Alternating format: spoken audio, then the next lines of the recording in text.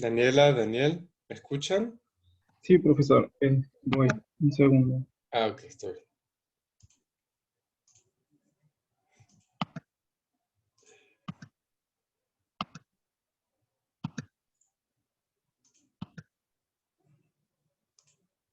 Listo, ¿se ve?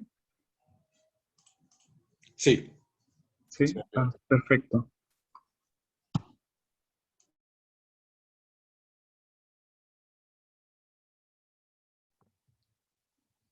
Bueno, en el día de hoy, mi compañero Daniel Chávez y yo les vamos a presentar el capítulo 7, que se titula Organización de las empresas. Siguiente diapositiva, por favor. La agenda consta de 6 secciones. Primero, una introducción al tema. Segundo, el modelo y los supuestos, seguido de las variables y los parámetros identificados en el modelo escogido. El desarrollo, las conclusiones y por último, las limitaciones que logramos identificar.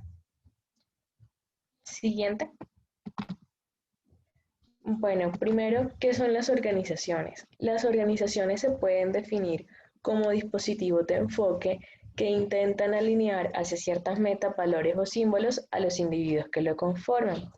También Nelson y Winter la definen como la suma de las capacidades y habilidades de los miembros que las integran. Y pues me gustaría preguntarle a mis compañeros de qué otra forma definirían la organización.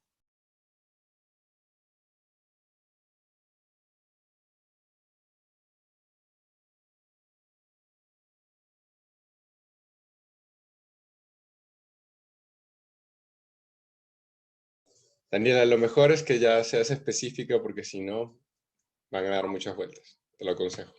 Pregúntale a alguien. En España se dice a quien le tenga más rabia. No diga eso. Ándale. Sergio, querido, para ti, ¿qué es una organización? Sabía que me ibas a elegir. Es un grupo de personas que se unen para buscar metas y logros específicos, ¿no? Sí, tal cual, gracias, compañero. Bueno, ahora las visiones de las que se han estudiado las organizaciones, como sabemos, provienen de la teoría neoclásica y posteriormente de la teoría evolutiva. En primera instancia, la teoría neoclásica, esa visión tradicional que todos conocemos, pues las empresas se describen a través de las funciones de producción en términos de capital y trabajo, donde las empresas conocen las posibilidades que tienen para producir. Y unos nuevos aportes se han hecho desde la teoría de la agencia que pues identifica una multiplicidad de agentes dentro de las organizaciones con objetivos heterogéneos, o sea, las relaciones entre el dueño, el agente, el trabajador, y se presenta la existencia de asimetrías de información, mientras que en la teoría de los costos de transacción se proponen a las empresas como organizaciones que tienen la labor de complementar al mercado en la tarea de distribuir los recursos de forma más eficiente. Y pues se plantea que las empresas existen por los costos de transacción internos a cada empresa, pues son menores que si fuesen externos en el mercado. Y de acuerdo con Coase, las empresas existen porque reducen precisamente los costos de transacción. Sin embargo, la crítica recurrente a la teoría neoclásica de esta visión de las organizaciones es que el cambio organizacional ocurre como algo mágico que no es explicado y pues esta visión no permite tener una mayor complejidad del análisis organizacional y su y su rol en el cambio tecnológico. Siguiente diapositiva. Buenos días, compañeros y profesor. Una vez que mi compañera Daniela mencionó cómo la teoría neoclásica ha concebido tradicionalmente a la firma, en este breve apartado resumiremos la concepción que la teoría evolutiva en cambio ha dado a esta. Si bien esta podría decirse que reconoce tanto la importancia de las asimetrías en la información acentuadas en la teoría de la agencia y enfatiza, al igual que la teoría de los costos de transacción, en la racionalidad limitada de los individuos, esta profundiza también en un aspecto importante hasta entonces descuidado por la teoría de la agencia y la teoría de los costos de transacción. específicamente en el aspecto cognitivo que se encuentra dentro de las organizaciones, ya que reconoce que los conocimientos no pueden ser detenidos por un solo individuo ni gestionados por los mecanismos del mercado. Además, también tenemos que tener en cuenta que gran parte del conocimiento que fluye hacia la organización y dentro de este es conocimiento de naturaleza tácita, que requiere la interacción directa entre los individuos para poder ser transmitido y compartido. Es decir, no todo el conocimiento que llega a las organizaciones vienen manuales o tecnologías fácilmente de asimilar por estas. Bajo este contexto se menciona en el documento que los teóricos de la teoría evolutiva han trabajado en el desarrollo de teorías y modelos basados en el conocimiento, la cognición y el aprendizaje. Y lo interesante sobre este último, haciendo referencia en el aprendizaje, es que no es visto por la teoría evolutiva como un simple procesamiento de información, sino también como una modificación de las representaciones cognitivas en las que importa el tipo de estructuras organizativas. Este es justamente uno de los aspectos que enfatizados por Marengo en el modelo que presentaremos más adelante, ya que en este se detalla la forma en que se distribuyen los flujos de conocimiento, de información y de comunicación en el sistema y cómo estos pueden dar lugar a patrones de aprendizaje organizacional diferentes, pero esto quedará un poco más claro una vez que lleguemos al modelo.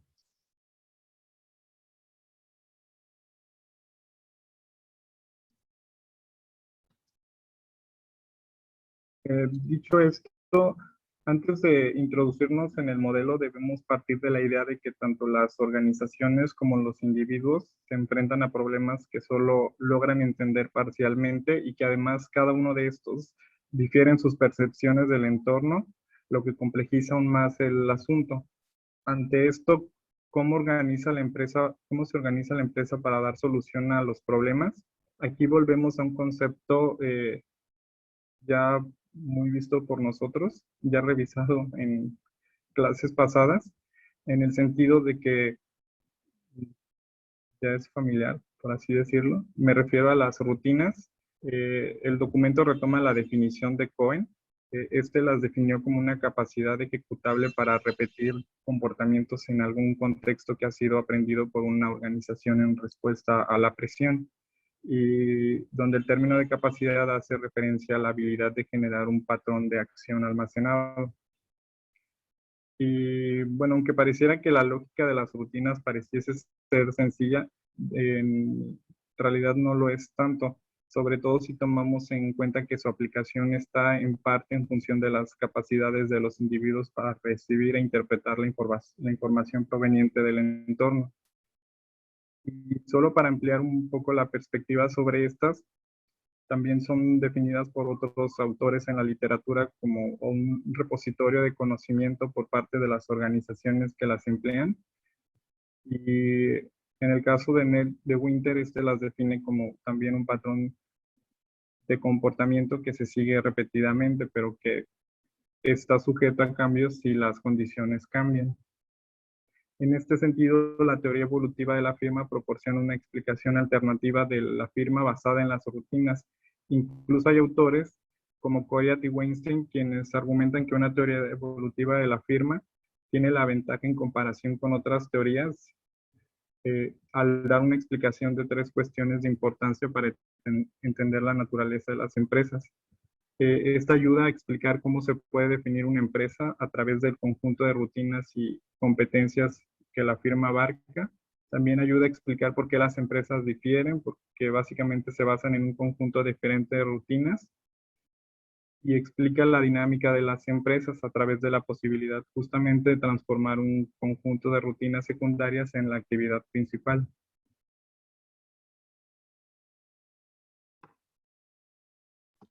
Bueno, el modelo que vamos a presentar corresponde al modelo de aprendizaje organizativo propuesto por Marengo, y el objetivo de este modelo es analizar la dinámica del proceso de aprendizaje organizacional en un escenario de intercambio de información entre el ambiente, que se denomina entorno, y la organización. Compañero Alexis, ¿nos podrías comentar qué consideras que es el aprendizaje organizativo?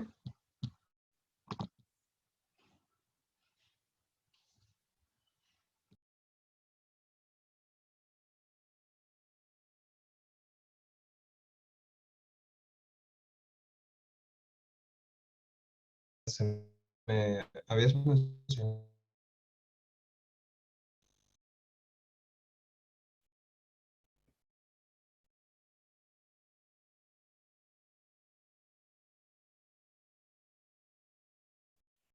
Ah, no te escuchamos bien, Alexis.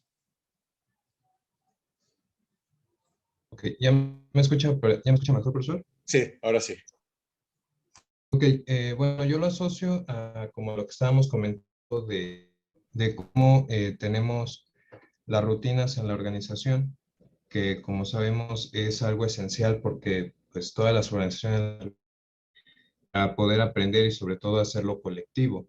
Entonces, cuando hablamos de un aprendizaje organizativo, podemos proceso de aprendizaje constante a un proceso de creación y a un proceso de adquisición y transferencia de conocimientos, ya que esto puede ayudar que mediante el proceso jerárquico podamos aprender unos de otros y sobre todo pues podamos llegar a las metas de la organización.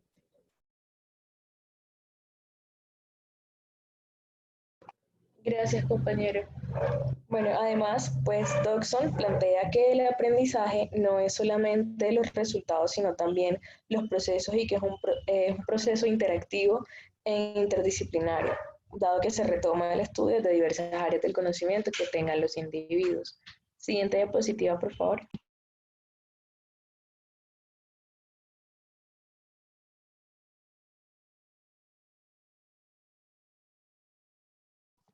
Bueno, los supuestos que hemos identificado en este modelo es primero, los agentes individuales son aprendices adaptativos imperfectos.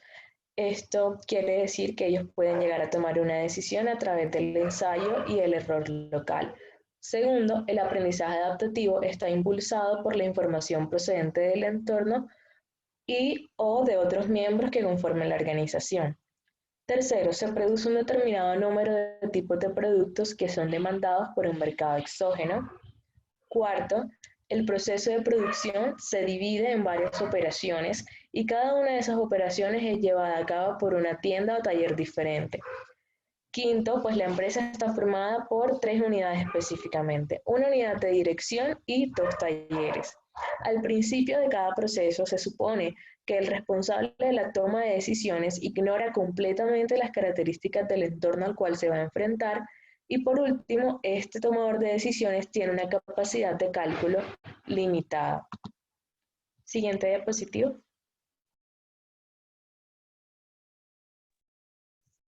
Con respecto a las variables y los parámetros, nosotros identificamos las siguientes. En principio, los estados de la naturaleza, los cuales se señalan en el texto como cambiantes, las acciones que el tomador de decisiones puede emprender, el pago que recibe la gente y su conocimiento, las condiciones, las cuales están determinadas por el estado de la naturaleza observado por el agente, el cual cabe señalar es cambiante. También identificamos algunas otras que están en función del tiempo, como la utilidad de la regla, la oferta de esta cuando entra en el concurso de reglas, la fuerza de la regla ganadora que emerge en la etapa de actualización de la acción y fuerza del proceso de selección del conjunto de reglas. En cuanto a los parámetros,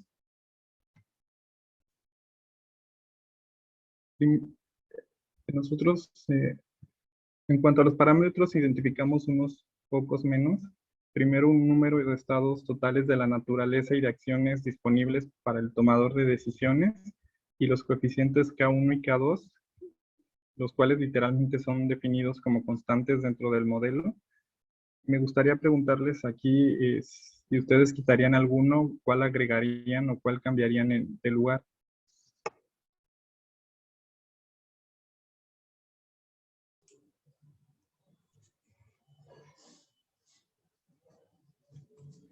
A ver, se escuchan Yo, comentarios. yo tuve bueno, realmente no tuve, sigo con la duda de realmente si lo K1 y K2 sí se consideran como parámetros o nada más bueno, es que realmente no sé cómo considerarlos. ¿Por qué? ¿Por Tengo qué? esa duda. Es que ya los marca como constantes, pero sería realmente, no sé si ya podrían entrar como dentro del estado de la naturaleza y ya no tendrían que considerarse como un parámetro individual o aparte. ¿Mm? ¿Qué piensa el resto?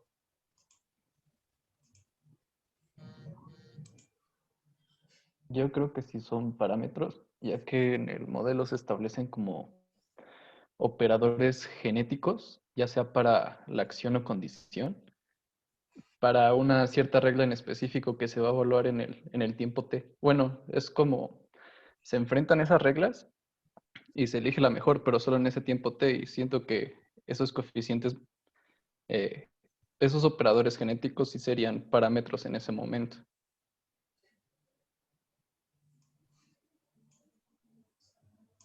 Ya que la acción y condición creo también son tomadas como parámetros, ya que ambas se tiene todo un conjunto de acciones y condiciones que tal vez el sujeto no logra percibir en ese momento, pero conforme vaya teniendo aprendizaje va a ir reconociendo nuevas y excluyendo las menos eficientes. ¿Hay más comentarios? ¿Hay gente que piensa igual o distinto? No, igual yo pienso que es un parámetro porque el ya ser un coeficiente ya es generalmente un parámetro. Sí, yo estoy de acuerdo. Yo también creo que es un parámetro. Justo por eso.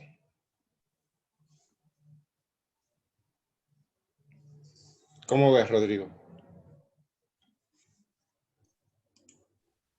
No sé, es que sí, sí entiendo que se establecen como un parámetro y realmente el modelo dice que son parámetros, pero cierta forma en la que lo describen o sí, lo explican dentro del modelo aparentemente parecen ser más parte del estado de la naturaleza que un parámetro por sí mismos. Al menos así yo los alcanzo a percibir. Es que son ambas cosas. O sea, sí forman parte del estado de la naturaleza, pero ese estado de la naturaleza lo que está diciendo es que el- yo no puedo pensar que en la naturaleza hay infinita cantidad de opciones y alternativas, sino estoy recortando esa complejidad y entonces estoy diciendo que, bueno, que hay K posibilidades. Y no es lo mismo que diga que hay K posibilidades a que no ponga un límite a esas posibilidades, ¿eh? Porque, claro, si no le pongo límite a esas posibilidades, pues el asunto es que no voy a tener posibilidad tampoco yo de que converja hacia alguna acción, ¿no? O sea, por ejemplo, voy a hacer ahora bien exagerado. Y entonces, ¿ustedes conocen la teoría del multiverso?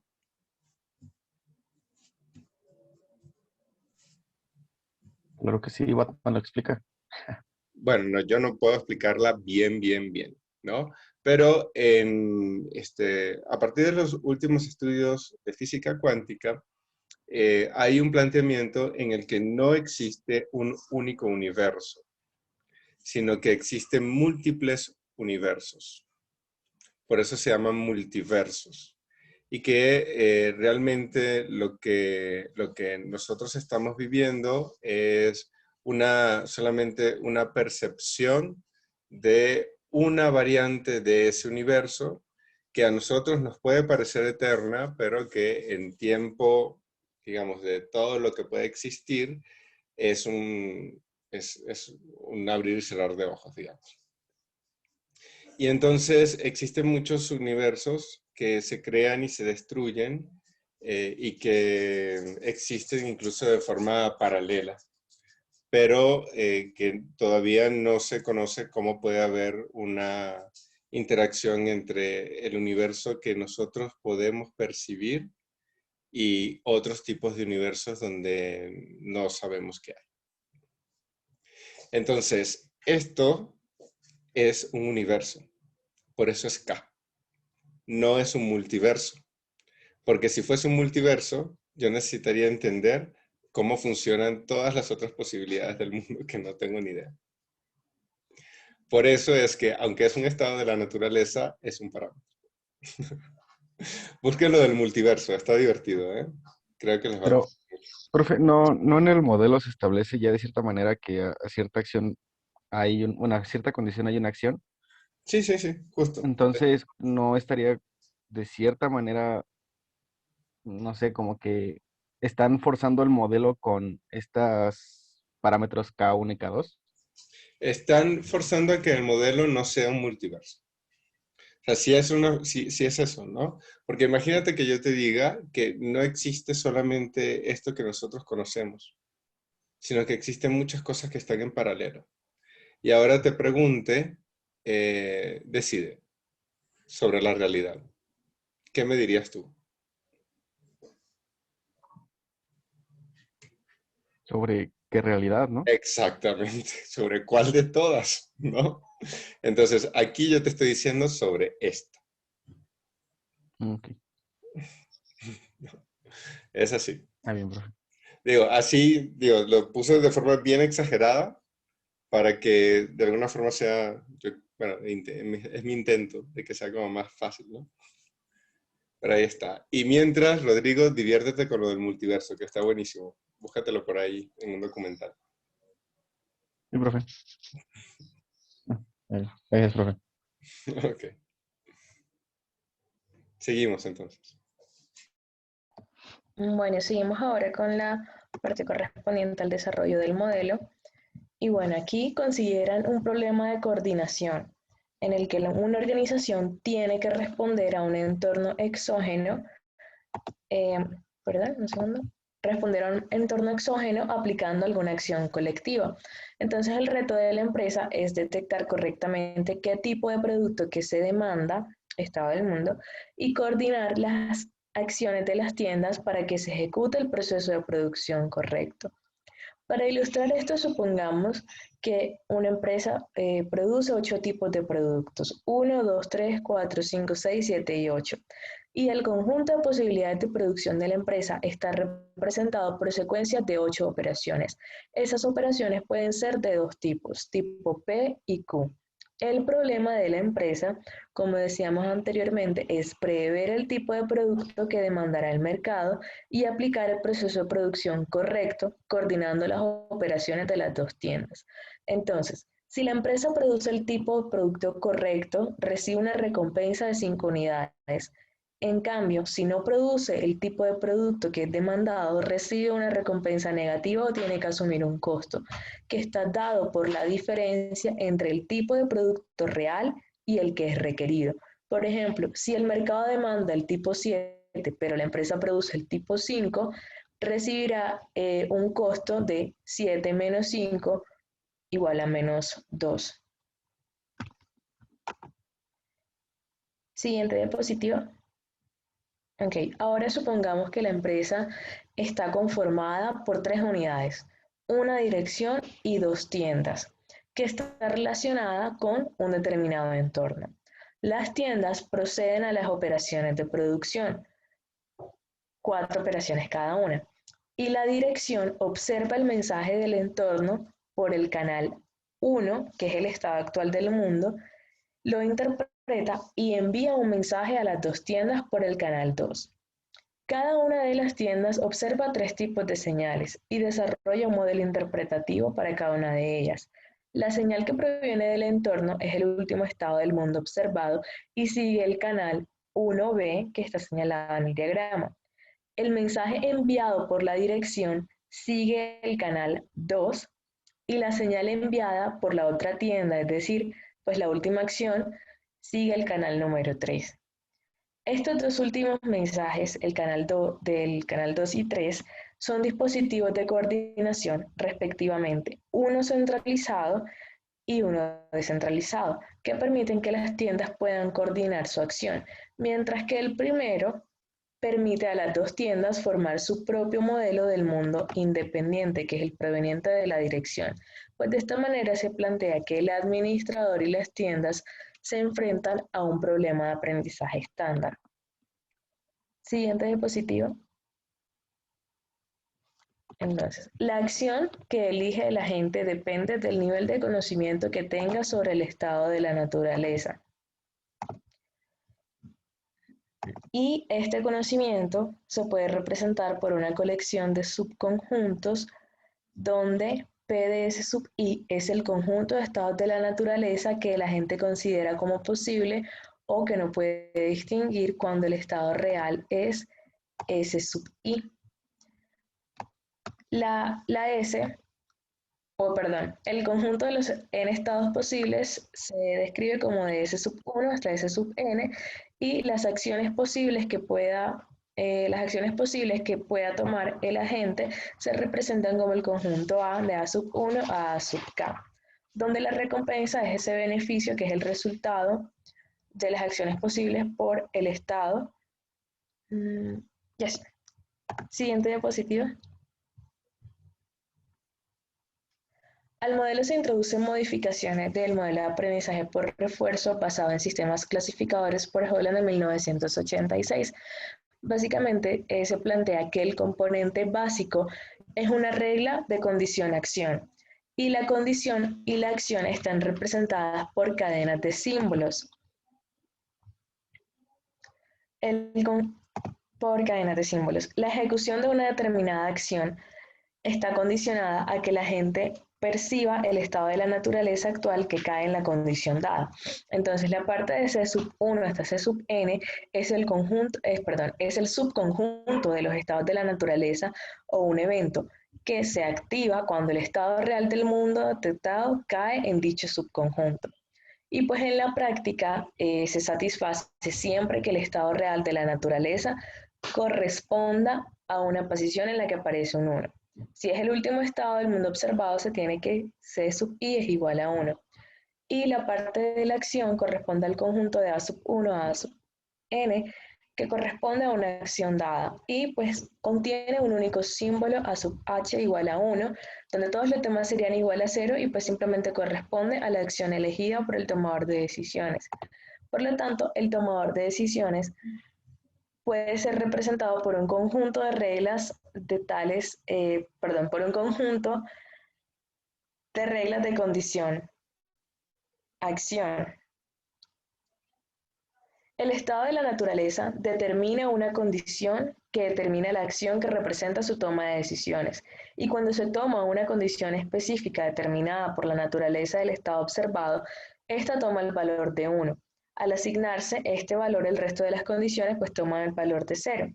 Y pues hay n estados de la naturaleza que generan n condiciones y n acciones. Y por lo tanto no existe una única regla de decisión, condición, acción, sino pues que se denomina el conjunto de reglas.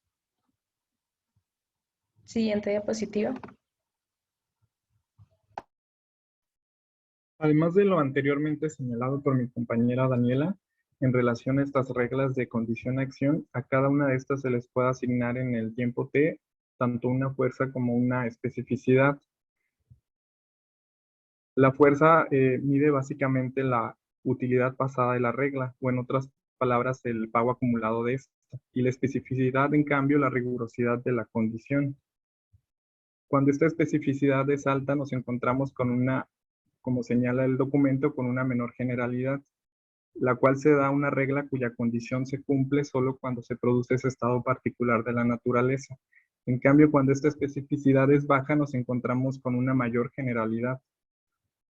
Esta se da a una regla cuya condición siempre se satisface por la ocurrencia de cualquier estado de la naturaleza. En este sentido, esta especificidad denota la necesidad de la interacción con el ambiente que tiene la regla. ¿Por qué es importante reconocer esta cuestión del nivel de generalidad que toman las reglas? Porque al suponer que el tomador de decisiones es completamente ignorante de las características del entorno al que éste se enfrenta, estamos asumiendo que todas las reglas generadas inicialmente tienen la mayor generalidad.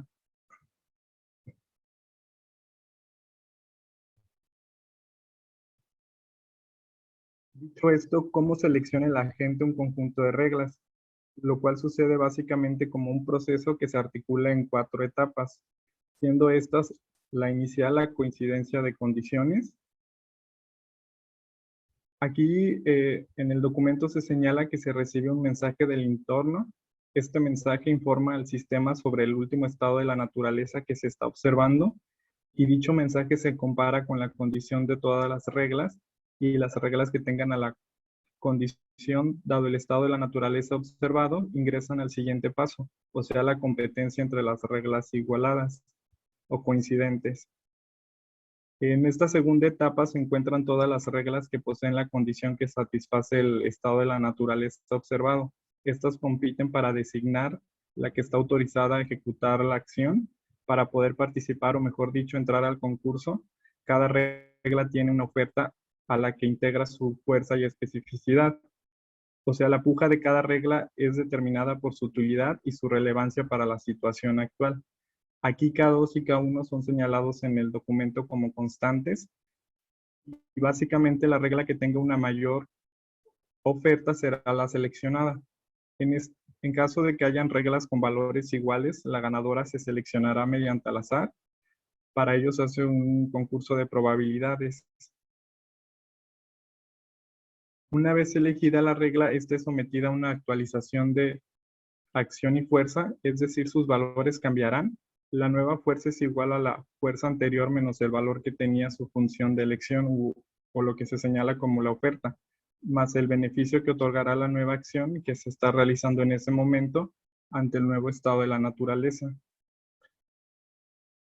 En la última etapa de generación de nuevas reglas, se evidencia que el sistema, además de ser capaz de seleccionar las reglas más exitosas, este debe ser también capaz de descubrir nuevas de estas, lo cual sucede a partir de la explicación de los operadores genéticos, que al recombinar y mutar elementos de las reglas ya existentes y aquellas que han sido exitosas, logran introducir nuevas de estas que podrían mejorar el rendimiento del sistema. En este sentido, es posible deducir que nuevas reglas son introducidas con normalidad dentro del sistema, generando así nuevas oportunidades. Cabe señalar que las nuevas reglas toman el lugar de las más débiles, de tal forma que el número total de estas se mantendrá constante.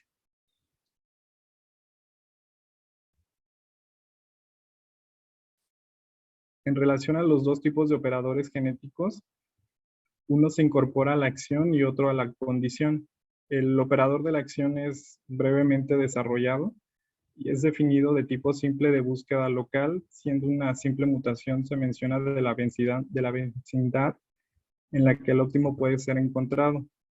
No es tan relevante, pues solo altera el comportamiento hacia una dirección, mientras que el operador de la condición lo hace en dos direcciones opuestas, hacia la especificación y hacia la generalización. En el sentido de la especificación, en este se crea una nueva condición que aumenta la especificidad de la principal, es decir, si tenemos un estado de la naturaleza 1 con la condición C1, se entiende a reducir la probabilidad de que este C1 con valor de 1 se vuelva a 0, por lo cual se necesita de una interacción con el ambiente más alta en generalización, que en este caso la nueva condición disminuye la especificidad de la principal, en la cual aumenta la probabilidad de que esta condición inicial, si es 1, se vuelva a 0. Por tanto, la interacción de la organización con el entorno tiende a ser menos relevante. Estos se pueden similar en diferentes grados de especificación y generalización, y además se basan en diferentes combinaciones probabilísticas de los dos operadores genéticos y en la variación del coeficiente K2. Ese coeficiente cabe señalar que determina qué tan específico o general se necesita que sean las reglas de elección.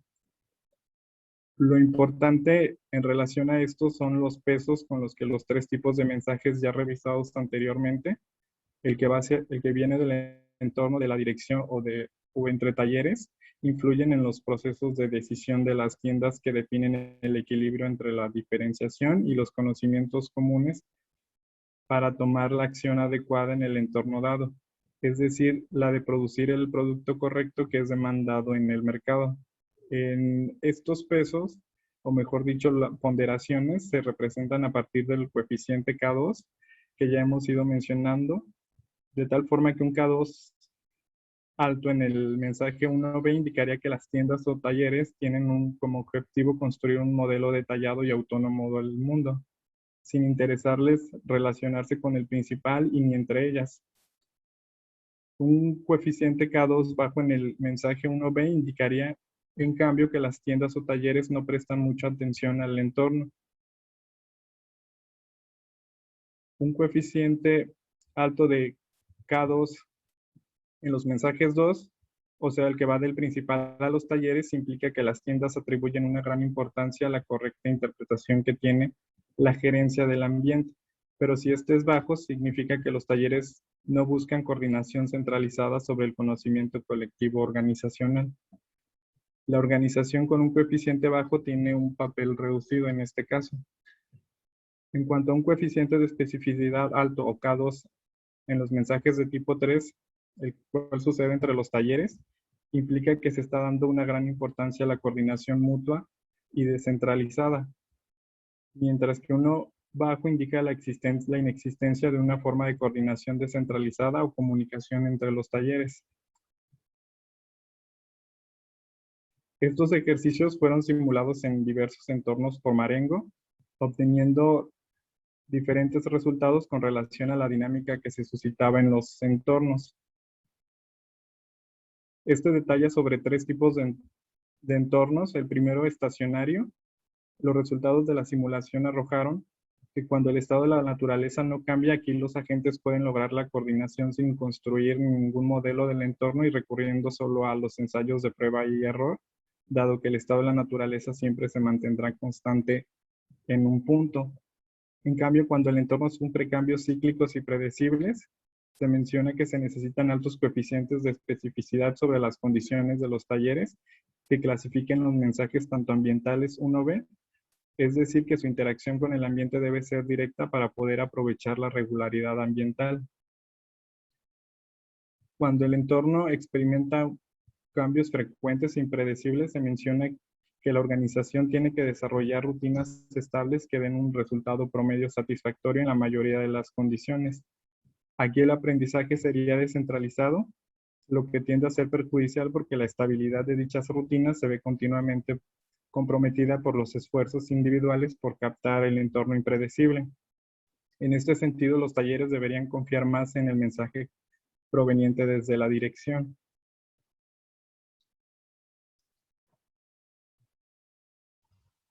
Ok, pasando a la sección final, primero están las conclusiones Ay, yo y les iba a decir que volviéramos para atrás. ¿Cómo ves, Daniela? ¿Sí podemos? sí, ¿O claro. quieren concluir y que ya luego volvamos hacia atrás? Ustedes deciden. ¿Cómo quieren hacerlo?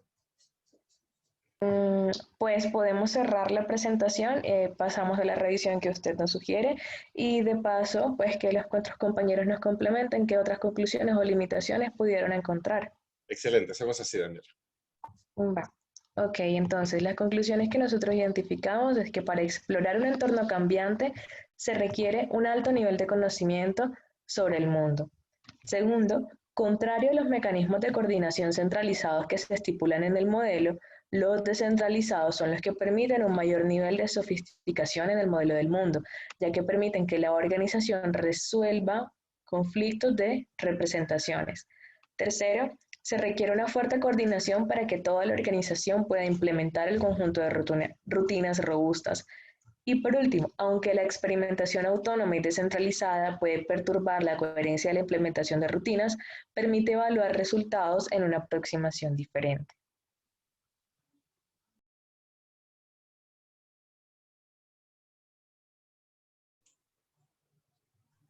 Respecto a las limitaciones, nosotros identificamos las siguientes. Primero, que el modelo señala la demanda por parte del mercado de un único producto y por tanto el problema de la firma es el de pronosticar el tipo de producto que el entorno demandará, cuando en realidad en todo mercado se demandan diferentes tipos de productos.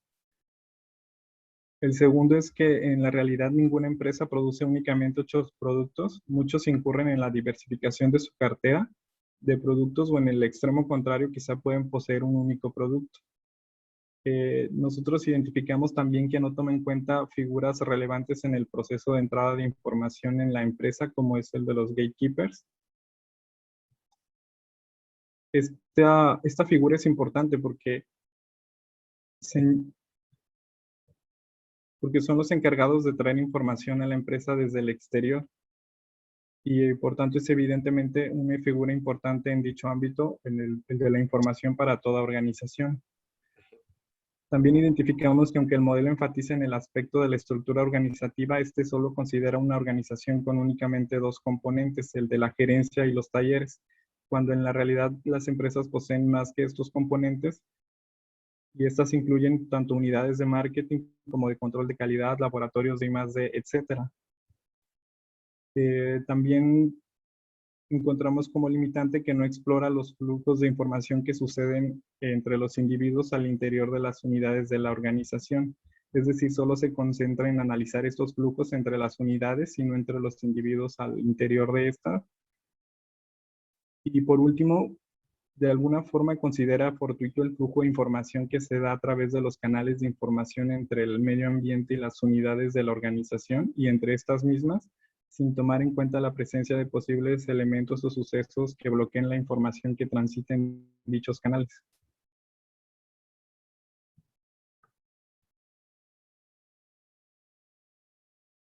Aquí me gustaría preguntarles si encontraron o incluyeron alguna otra limitación al modelo o si están en desacuerdo con alguna de las planteadas por nosotros.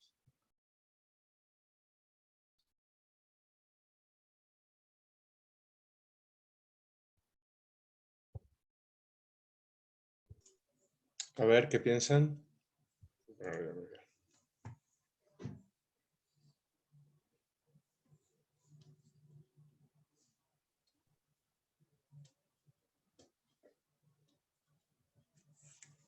¿Qué piensan en términos de las limitaciones? ¿Consiguieron alguna otra?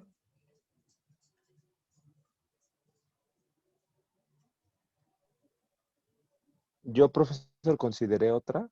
¿Cuál? A ver. Mencionaba una perspectiva sobre que las tiendas tienen que interpretar los mensajes de coordinación. Entonces mencionaba que se requería de otro modelo para que las tiendas pudieran exactamente interpretar esos mensajes de coordinación, ¿no? Entonces, para mí esa pues fue una limitante, que requiriera otro modelo para interpretar esa parte, porque decía que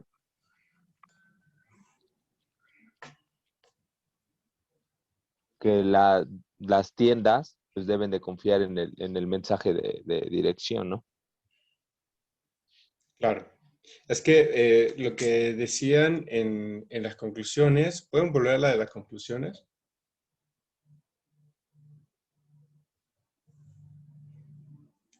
Ahí. Esto, que contrario a los mecanismos de coordinación centralizados, los descentralizados son los que permiten un mayor nivel de análisis del mundo, es cierto, ¿eh? El asunto es que esa coordinación es carísima. Es carísimo, ¿no? Pero es cierto que es mucho mejor, ¿no? Y como es tan cara, Arturo, por eso necesita más especificidad. Yo no sé si les conté, pero bueno, si no, lo traigo ahora de nuevo y lo refrescamos, ¿no? Yo les contaba que trabajé en transnacional, en Procter & Gamble, y ahí ya ni tengo ni idea de qué pasó, porque yo renuncié, ya que si va a ser 13 años ya, ¿no? Estoy viejo. Y entonces, pero sí les voy a mostrar un poco, voy a rayar acá, para mostrarles cómo justo esto que estamos hablando de la coordinación y de la manera en que se organizan al interior las organizaciones tiene un fuerte impacto en la toma de decisiones microeconómicas, ¿no?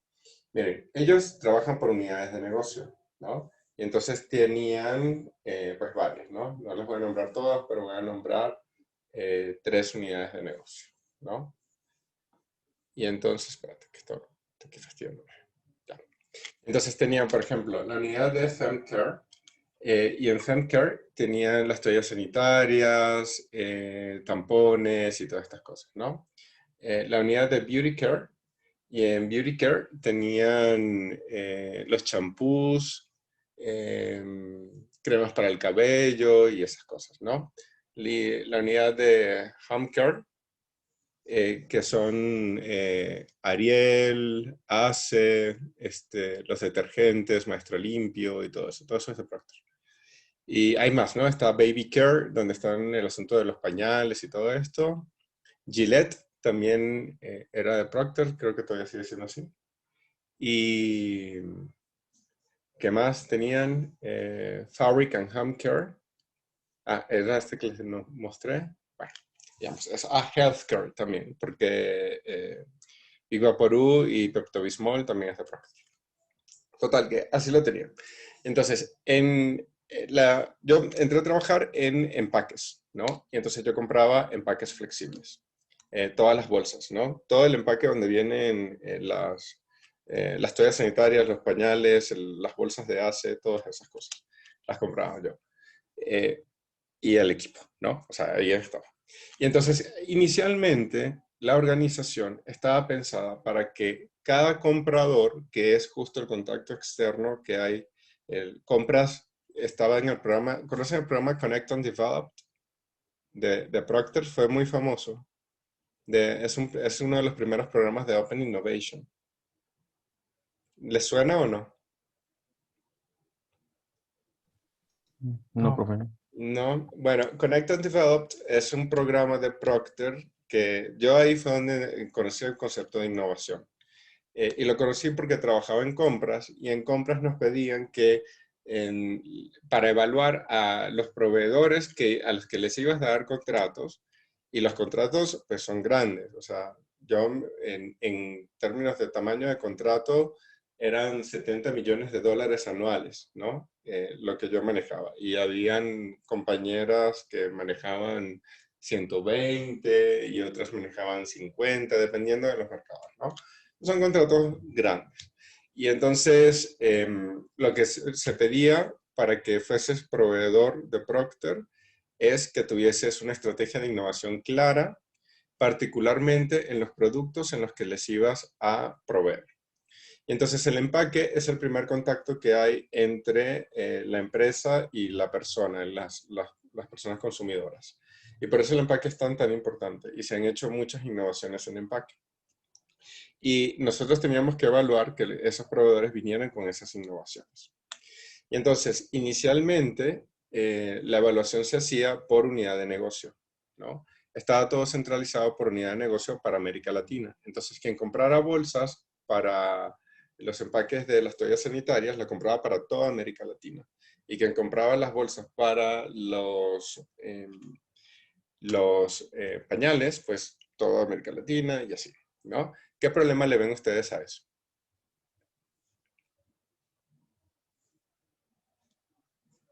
Estaba muy centralizado, ¿no, profe? Exacto. Y entonces, ¿cuál es el problema de esa centralización?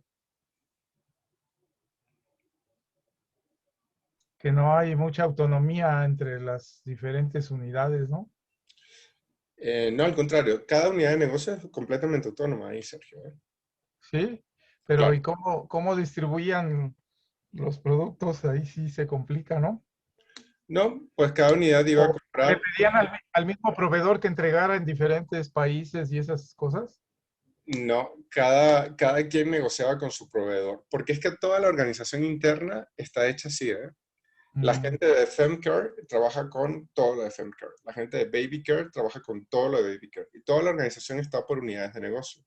Y quien trabaja en FemCare, o sea, la gente de finanzas de FemCare, no sabe ni tiene idea de, o sea, ve los resultados en estas presentaciones típicas generales de la empresa, ¿no? Pero no es que entra y negocia o habla o interactúa con los de BabyCare o los de HomeCare. Cada quien está en lo suyo. Y entonces, ¿qué pasa?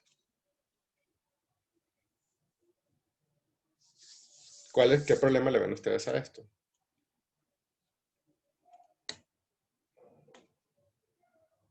¿Qué problema le ves, Carlos, por ejemplo? Mm, Es que no estoy seguro como qué específicamente es lo que quiere que notemos. Es que lo que estamos viendo es cómo nos organizamos. Imagínate, tú tienes que comprar bolsas para los jabones para toda América Latina, ¿no? Y en la empresa hay otra gente que compra las bolsas para los pañales en toda América Latina. Es lo que envuelve, ¿no? El empaque que uno rompe para sacar el producto. Ese es lo que prefiero con las bolsas, ¿no? Lo que tienes que romper para echar el jabón, lo que envuelve a las toallas sanitarias o los pañales, eso es lo que tienes que comprar tú para América Latina, para toda América Latina. ¿Qué problema le ves? Arturo, a ver. Profesor, lo que sucede es que al ser tan centralizado sí entiendo esta parte de que buscaban a gente con cierta innovación, pero también en algún momento se mantiene, ¿no? Ya no se mejora ese empaque, ¿no? O sea, sé que están en constante... No tienes idea. Mira, en las tintas que brillan en la oscuridad, tintas que son biodegradables, empaques que parecen tela, aunque sean plástico, empaques que son resellables o no, empaques que son muchísimo más ligeros, entonces, y más resistentes, empaques que le dan olor al producto y que transmiten el olor también hacia afuera, porque estaban buscando formas de atraer. Un montón de innovaciones, Arturo, con los empaques. Y más ahora con todo el asunto de la sustentabilidad. Entonces, no es que tenga baja innovación. De resellado, con cuerditas. No, hombre. Es un mundazo. ¿Cuál es el problema de hacerlo así? O sea, no tiene que ver con las especificaciones o especificidades de cada uno de los países, porque eso es para toda Latinoamérica. Exactamente, ese es el punto. Y entonces yo aquí tenía, ¿no? O sea, todo se manejaba desde Venezuela, ¿no? Y así era. Y entonces, ¿qué pasa, no? Que desde Venezuela, aquí está México, aquí está Colombia, aquí está Argentina, aquí está Brasil, ¿no? Y entonces había que comprar para todos los países todo. ¿Cómo hago yo para tener un muy buen contacto con lo que pasa en cada una de las regiones si tengo que ver a toda América Latina? ¿Cómo hago yo para traer la información del exterior que sea buena, que sea bien específica, que entienda bien lo que sucede? Bueno, resulta que para este tipo de compras, que son así, en compras hicieron una estrategia que fue distinta y tuvieron que romper con esta estrategia de Business Units, BU, y hacer algo que llamaron XBU, ¿no? Que significa transversal a todas las unidades de negocio. Y entonces, en compras, estábamos organizados de forma distinta. Y estábamos organizados así. Yo no compraba para ninguna unidad de negocio. Yo compraba para Argentina, Brasil y Chile. Y después para México y después para toda América Latina. Y había una compañera que compraba para la región andina, ¿no? Para Venezuela, Colombia, Perú y Ecuador. México era muy grande y había un compañero que estaba dedicado en México y solamente con México. Y Centroamérica, ¿no? Pero principalmente México. Y así nos distribuíamos. Nos distribuíamos por regiones alrededor de todas las unidades de negocio, aun cuando toda la empresa estaba por cada unidad de negocio. Entonces, claro, la verdad es que tuve muchísima suerte de llegar ahí porque aprendí un montón de cosas, pero además me pagaban más dinero. La gente en compras ganaba más dinero. ¿Por qué? Porque teníamos que coordinar con los procesos de FemCare, que eran muy particulares, con los procesos de Baby Care, con los procesos de Home Care. Entonces, era un trabajón. Estábamos en friega porque teníamos que ir con cada una de las distintas unidades, entender las estrategias de las distintas unidades y traducirlas con la realidad que estábamos viendo en cada país. Imagínense en Argentina, que es un país tan inestable macroeconómicamente y que siempre tiene enormes subidas y bajadas y qué sé yo, y ahí hay fábricas de Procter. Y teníamos que ir a negociar con proveedores argentinos para ver qué onda, ¿no? Y cómo hacíamos para garantizar suministro, aun cuando ellos tenían grandes problemas a veces para las importaciones. Y entonces, claro, que realmente ¿para qué nos pagaban? Para hacer esa coordinación descentralizada. Eso era lo que nos pagaban. Claro que hay una relación del trabajo de compras y sí, veíamos facturas que se trababan y tal, pero para eso había todo un equipo técnico de gente que manejaba SAP, SAP y que resolvía todos los problemas prácticos. Y yo, la verdad, claro que tenía acceso a SAP y entraba y hacía, pero no me encargaba de desbloquear facturas ni estar en eso, porque la verdad, estaba todo el día en reuniones con proveedores de cada uno de los países, teníamos que viajar a visitar las plantas, hacíamos análisis de costo al interior de las plantas de los proveedores, íbamos a recabar información y a coordinarla con las distintas estrategias, porque cada unidad de negocio, como se definen las unidades de negocio, ustedes lo han visto, debe ser autosuficiente y al mismo tiempo apoyar al resto, pero no tiene que ser necesariamente como subsidiada por otra unidad, porque si no, esa unidad en particular, o sea, si para vender toallas yo necesito vender jabones, entonces pues las toallas no son un negocio, digamos, ¿no? Entonces cada unidad tiene que mantenerse en sí misma.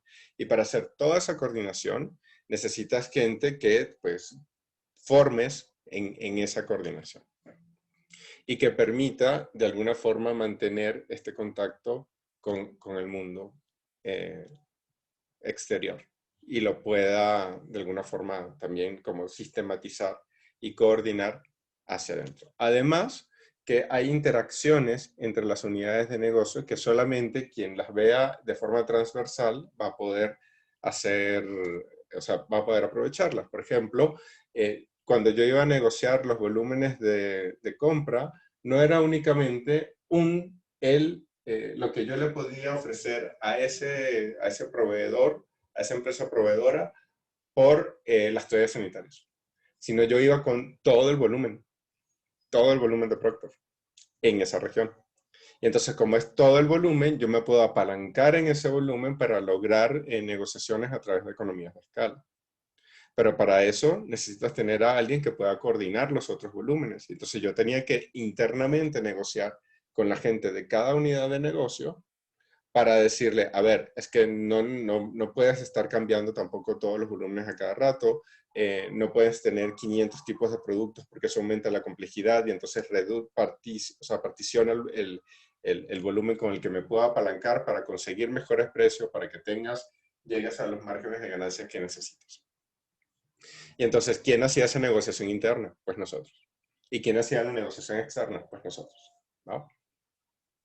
Y ya, evidentemente cada quien tenía su función, pero la coordinación, la manera en que se gestionan, tenía un alto impacto. Digo, estoy hablando solamente del empaque, pero el empaque para el consumo masivo es importante. Pero también lo mismo para los quienes compraban, ¿cómo se llaman? Los raw materials, los materiales de base, ¿no? Quienes compraban, por ejemplo, los materiales absorbentes, los geles, las toallas sanitarias y los pañales utilizan el mismo films que están como relacionados, ¿no? Porque son films de absorción. Bueno, pues esa gente también tenía que ir, ¿no? Y entonces, bueno, si tú quieres una toalla sanitaria que tenga 500 olores, pero no se puede, porque si haces eso, entonces particionas también el volumen con el que yo estoy trabajando para comprar los pañales. Y los costos se van a elevar mucho. Y alguien tiene que ver eso. Entonces, la manera en que se distribuyen para poder lograr esa coordinación tiene un impacto fundamental. Cuando ellos hicieron este cambio de trabajar de unidades de negocios de forma como verticales, hacerlo del XBU, los ahorros que se consiguieron por apalancar y por tener una buena relación con el ambiente y por tener incentivos para la coordinación entre las unidades de negocio, para que estas interacciones que cada unidad sola no puede ver, pero que alguien o una parte de la organización que esté encargada de ver eso, particularmente compras, es el vínculo con el exterior. Bueno, uno de los vínculos. La otra es la gente de CRM, ¿no? Customer Relationship Management. Esas dos organizaciones eran fundamentales, una, para promover el crecimiento y las ventas de acuerdo a las cosas que pasaban en los mercados locales, esa es la gente de Customer, y dos, para traer innovación a los productos, por eso lo de Connect and Develop se hizo con la gente de compras y con la gente de I+D. Y nosotros nos sentábamos juntos a tener reuniones y capacitaciones, la gente de I+D y de compras. Y cuando íbamos de viaje, íbamos la gente de I+D y de compras, juntos, a ver proveedores. Porque la evaluación tenía que ser en los dos niveles. Y esa estrategia trajo un montón de ahorros para la empresa, pero un montón de ahorros. Y encima le permitió posicionarse con las principales innovaciones que habían en cada uno de los países. Y fue un cambio en la manera en que se estructura internamente. Por eso yo tengo tantos problemas con este agente representativo de la economía neoclásica. Porque yo siempre me pregunto, ¿y qué diablos es eso, ¿no? Del agente representativo? Porque yo nada más, o sea, o sea, mi experiencia en empresas es limitada. Yo trabajé en General Motors, en Procter & Gamble y en Pfizer. Y yo la verdad no veo que representan ninguna con la otra, ¿no? Porque internamente estos cambios en la organización tienen efectos enormes en la manera en que se toman decisiones y en la manera en la que las empresas pueden ser más o menos productivas. Pero no siempre están ahí. Entonces sí, es cierto que la descentralización trae beneficios, pero también lo es que pues hay que pagarlo, ¿no? Y de nuevo, a la gente de compras se le paga muy bien. Era de los que mejor ganábamos en ese caso, porque la coordinación hay que pagar. No es, por más que sea bonita, pues es bien difícil, es bien, bien difícil. Y sí trae, y sí, una de las cosas que te enseñan es negociación. Y hay niveles de negociación, es todo un programa de negociación que dura alrededor de 3 años y medio, donde te van evaluando por distintos niveles de capacidades. Son certificaciones internacionales con escuelas de negocio de alto nivel y no son únicamente para que vayas a negociar fuera de la empresa. Es para que negocies fuera y para que negocies dentro de la empresa. Y para que puedas determinar las agendas de cada quien dentro de la empresa y puedas ir a coordinarte con ellos.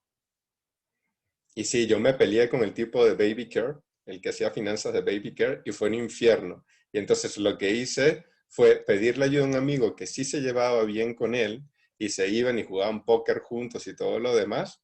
Y entonces a través de él le dije, mira, con este tipo de rayas yo no puedo trabajar más. Invítame a jugar póker. Yo no sé jugar póker nada, ¿no? Fui e invertí, no sé, habrán sido, porque juegan con dinero, habrán sido como unos, al cambio, como unos 1.200 pesos, 1.500 pesos. Fui a perderlos ahí con tal de que ese tipo le bajara 2 rayitas, la verdad. Y más o menos, ¿eh? Y más o menos ahí le fuimos dando. Es costoso, es caro, es caro, pero viene con muchos beneficios. Y eso, en buena parte, es lo que vincula a los procesos microeconómicos, esta forma de poder lograr una coordinación que me lleve a tomar mejores decisiones en interacción con el ambiente, con los procesos de gestión. Por eso, yo seguro se los dije ya, pero lo refuerzo.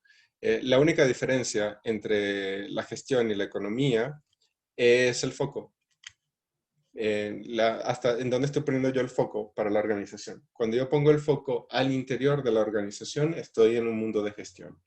Pero ese interior de la organización interactúa hacia afuera. Cuando yo estoy viendo esa relación entre lo que pasa al interior y el exterior, ¿no? Y voy construyendo más hacia el exterior, estoy más hacia una visión económica, ¿no? Donde veo a las empresas como unidades que van interactuando entre sí y van creciendo. Pero lo que sucede para que crezcan estas unidades es que al interior están sucediendo cosas. Y esas cosas están vistas por la gestión.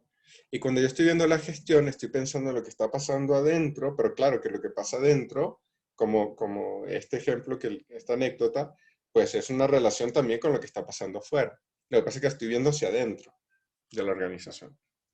Pero ya está, es una cuestión de enfoque. La gestión y la economía están sumamente vinculadas. Y la política entra para intervenir principalmente desde afuera hacia el interior de las organizaciones. Pero hay una relación entre las políticas y la gestión. Cuando hay programas de apoyo para que las empresas innoven o no, pues incluso se crean unidades dentro de las empresas o procesos dentro de las empresas que ayuden a gestionar ese incentivo que está fuera, pero está ahí. Y este modelito, sencillísimo como es, ¿no? Que encima viene y me corta la realidad, Rodrigo. ese modelito ya nos ilustra algunas de estas cosas y me pone a pensar en qué sucede en el resto de la realidad. Ahí está. ¿Cómo lo ven?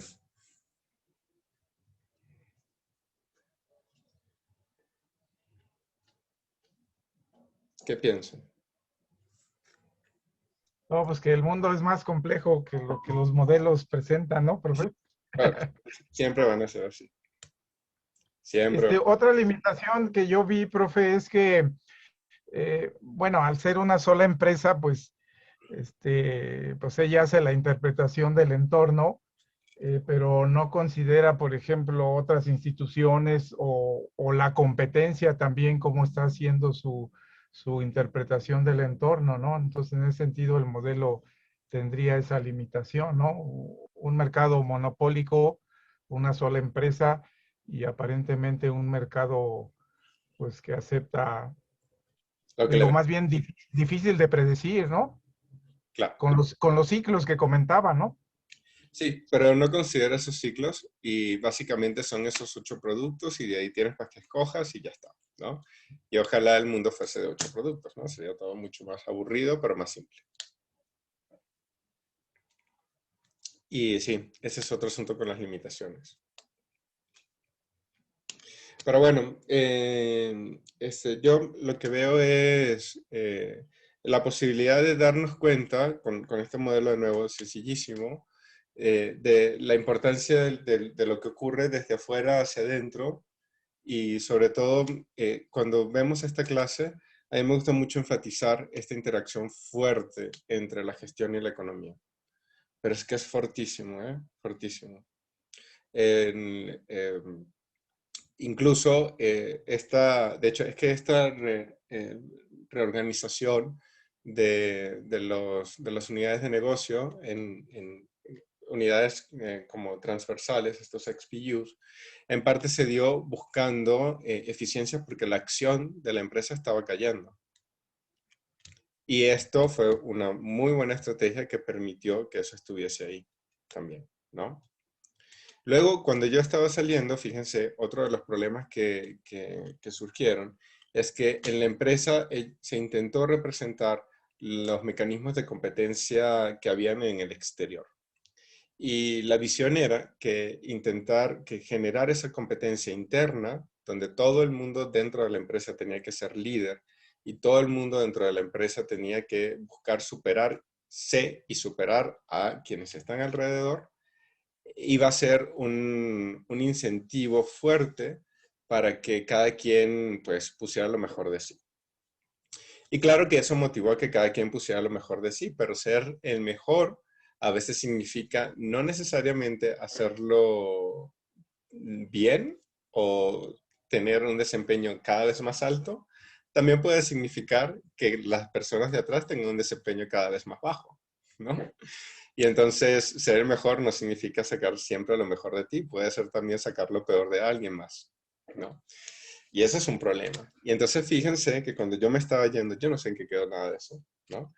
Porque tengo amigos allá, pero la verdad es que si son mis amigos, lo último que quiero es preguntarles de esas cosas, ¿no? Pero cuando me estaba yendo, estaban cambiando el modelo.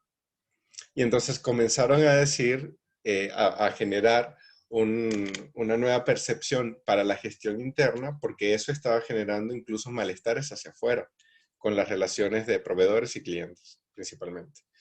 Donde ya los equipos no estaban conformados por todo el mundo ser líder, sino se valoraba también quien apoyaba. Se valoraba también quien colaboraba. Y entonces cada quien tenía distintos espacios de liderazgo, pero eran distintos. Y dependiendo del tipo de proyecto, se escogía quién iba a ser el líder y al líder se le daba valor por ser líder, pero a quien colaboraba, formaba y estaba ahí, daba soporte, también se le daba igual valor por colaborar. Y claro, no siempre podía ser líder, no siempre podía ser colaborador, tenías roles distintos. Y entonces se dieron cuenta de que la competencia hacía todo lo que da tampoco. Porque la competencia de competidores es distinta a la competencia de gente competente. Y ese es el punto.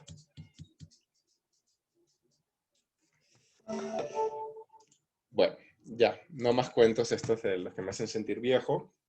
Me gustó mucho la presentación, creo que estuvo muy clara, muy buena. Yo les voy a compartir pantalla rápidamente para mostrarles la hojita. Ahí es, no es esta. Esta es.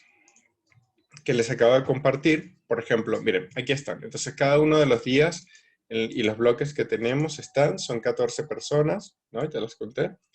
Y aquí están para que seamos 14 lugares, ¿no? Entonces, para el día martes, mañana de 11 a 12, todavía queda un lugar vacío para quien quiera tomarlo. El día miércoles de 10 a 11 ya está lleno y los otros lugares tendrán que ser el miércoles de 4 a 5:30. Aquí están los datos de Zoom. Y la idea es que, bueno, o sea, yo me voy a conectar a esta reunión y espero que las personas que estén aquí pues, puedan entrar y verlas, ¿no? Yo lo que le voy a proponer es que sea en este orden de arriba hacia abajo. Es decir, los primeros 15 minutos de mañana son para Rodrigo. Después, a las 11:15, me veo con Anaí. A las 11:30 con Guadalupe. Y a las 11:45 con Sergio. Igual acá, ¿no? Entonces, a las 10 con Alexis, 10:15 con Adam, 10:30 con Daniela y a las 10:45 con Tania. Y entonces, bueno, aquí ya ni modo porque como estos están llenos, Jerry, te toca el miércoles de 4 a las 4. Alfredo a las 4:15. Eduardo a las 4:30. Arturo 4:45. Daniel a las 5. Kevin 5:15. Y ya. ¿Me queda nadie más? Sí. Eso, Kevin 5:15. ¿Les parece? Sí, está bien, profesor. Muy bien, Sí. gracias. Entonces, bueno, ya saben, este es el orden de arriba hacia abajo cada 15 minutos y así podemos tener al menos una sesión más personal, ¿no?